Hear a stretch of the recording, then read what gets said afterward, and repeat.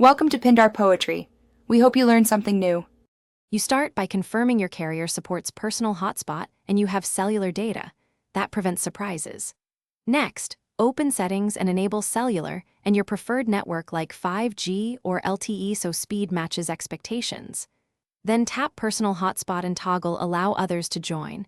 This immediately broadcasts your iPhone as a Wi-Fi network. Once done, note the Wi-Fi password shown.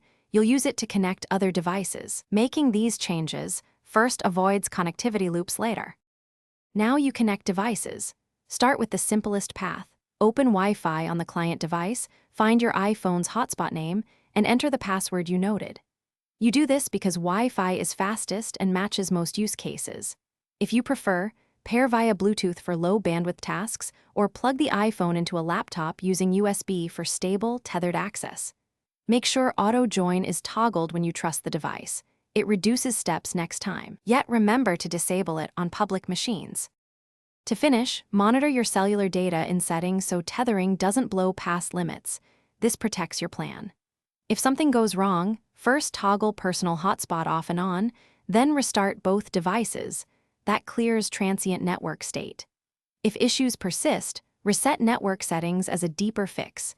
Be aware this removes saved Wi-Fi passwords so re-enter them after. One key troubleshooting tip. Confirm the client device isn't blocked and your carrier hasn't flagged tethering. Those are common hidden causes. Thanks for watching. Consider subscribing if we helped you.